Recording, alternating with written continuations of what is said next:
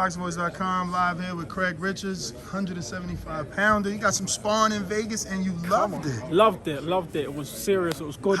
I want you to tell us the differences, because obviously Anthony Joshua came to America. He's looking at American coaches, and there's on my show, since it's a call-in show, you know, there's a debate. You know, where's the better work at? Should fighters in the UK come to America and experience some of that international American flavor? You enjoyed it, so I want to know, what did you see that was different from sparring in the UK? I feel like every country and every culture has got different styles. So I've been in the UK boxing for, obviously, ever since I've boxed. So that's the gyms I've learned in. But growing up, I watched American boxing. So my style, I kind of learned a lot of the American style, but I haven't had the American, you know, teachings or nothing like that. So when I went to Coach K's gym yesterday, he was showing me certain things where I could see how the Americans move, tweaking certain things with me, and it was great. Today I went to Salas's gym, and it was a lot of the Cubans. I sparred the Cubans today, and they had a whole different style. So it was like, I learned more again, and I feel like it's very important to be well-traveled in boxing to pick up different styles. And this is the thing I was talking about in my last interview, when I was saying that when people like me to fight another domestic fight, and I was kind of saying, look, I want to kind of get around the world scene to start learning different styles, boxing different styles, because you've got to get used to it. You're moving up the rankings, you can't get used to one style and then go and challenge for these world titles. You need to start being international, getting used to different styles to get adaptable. And I feel like today, sparring the Cubans was different even till yesterday, the stuff I was learning from the American style compared to being different in Britain. So it's very, very important to come around these gyms and learn. Well, you said you liked it so much, you're trying to go back tomorrow, right? Yeah, I loved it.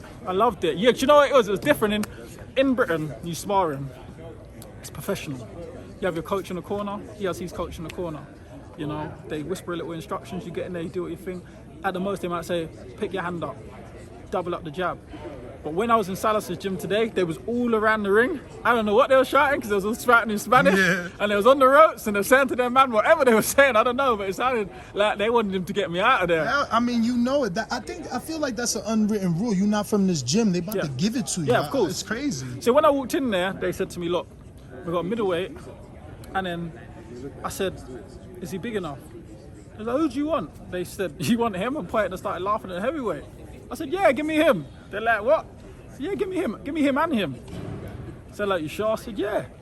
And obviously the guy's thinking, what? Are you all right? Like, you're calling me out, I'm a heavyweight. Especially him being a heavy, he probably got in there mad. Oh, he was mad. He was trying to swing, like I could feel the wind going past. I was slipping. I was like, oh, he's trying to take me out. So man, it was good, you know.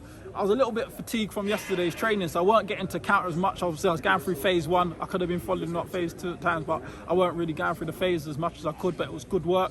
As he came out after a few, the next one jumped in fresh. He had his point to through. He was trying to dip and throw So how many rounds per fighter? It was just 3 and 3, I think. 3 and 3 or 3 and 2. Okay. That's good. Yeah, it was good. So he kept fresh and he kept fresh. And he was a fresh heavyweight, then he's a fresh middleweight. So, you know, dealt with speed and power. So you have the heavy guy first, grab it and tussle, you slow you down. That gym was hot. Even when I had a cold shower, I was still heating up. I had to go outside to get dressed. It was hot in there. So when you had that, and then you had the speed coming straight after it, so it was different of mixing up, and that's what I like.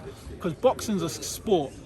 It's a dangerous sport, it's an uncomfortable sport. So when I'm in training, I like to put myself in the most uncomfortable situations I can to prepare myself for them fight nights. And this is the sort of things I was looking for. Going to a gym, it being a little hostile, being hot, you know, these guys want to take you out. This is what this is what I live for, this is what I get in the sport for. Like, that's what I was Gave you that doghouse. Gave me that doghouse, yeah. Remember that 24/7, That's what it was. That's what it was like. It was all there. But what was worse, in the doghouse, you know what they're saying? They're saying, jump down the front. I don't know what they're saying.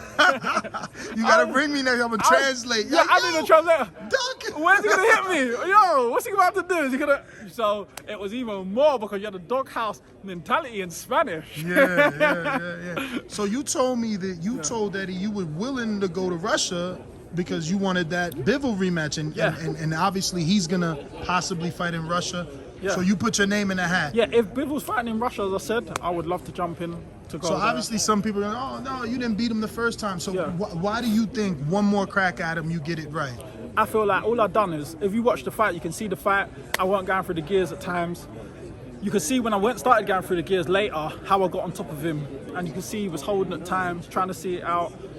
If I pressed that and started doing that earlier, I would have probably got the stoppage. But me just going through the motions, thinking I'm winning, certain rounds, but I think I went in there a little bit of the wrong mentality because all the fights I've generally had, people called me out. It's been grudge matches, and I go in there like, I'm gonna get this guy out there. So if you look at all my title fights at light heavyweight, I've knocked every single one of them out.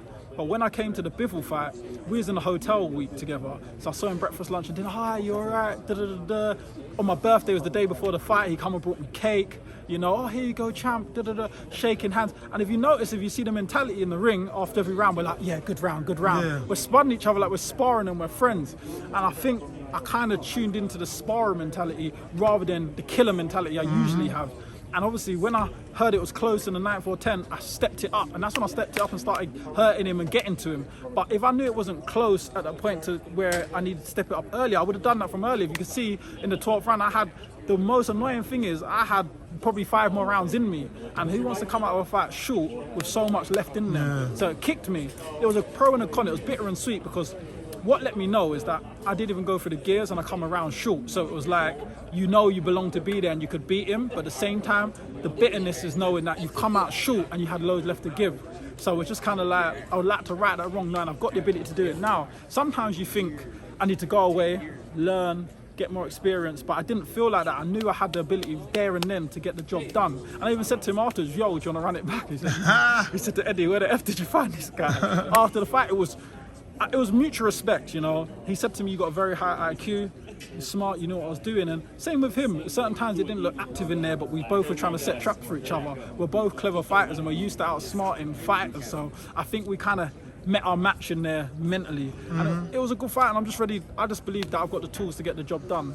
Now, I know you said you don't want any more domestic level fights. So either an American or a world level fighter. Yeah, I would love that. But the twist to that I want to ask is, would you train again in the UK, or now that you got a taste of American sparring, would you hold camp in America? Oh, I literally was just on the phone to my manager on the way here when I just left Salah's gym. I was just telling him the experience, and he said, look, I'm happy for us to go out here and we can do a camp in America. He said, look, we're at that level. If you want, we can go out there. And we was talking to Coach K and that, and we were just saying like, yo, we might even... K who? K Kimura? K, yeah. What, the US Olympic coach? The one that... Coach K, is that what he does? The one that has Shakur Stevens? Yeah. The one that has K. Jared Anderson? Yeah, Coach K, yes. Oh, shit. I was just, because he was giving me work yesterday. Oh, wow. So he took me on the pads and we was working yesterday. That's Shakur's trainer. Yeah, and, I heard. Jared Hurd and a bunch of people. Yeah. And he was showing me some stuff. We went through drills. That's why I'm so tired. I was tired today because he gave me a good 2-3 hours work on leg work, drilling, drills. Wow. Pads, you know, the 20-ounce gloves on, pads. When I finished, I was like, I feel like I've done a 12-round fight. Nice. I was exhausted. I saw him this morning because he set the sparring up for me at Ishmael Salas's today. Nice. So, you know, I got to shout him out. Like, he's really looked after me while I've been in the US. Like, got to show him, you know, and he knows his stuff. You know, a lot of love he showed, and I appreciate what he's done while I'm in the US. But he knows his stuff. Very good coach. So, last question: who do you have an American name or an American name? Because world level fighters we know. Yeah. But any American that you're looking at that you wouldn't mind doing your debut with? Any kind of known ones, I don't mind. Someone who's kind of got a name in America.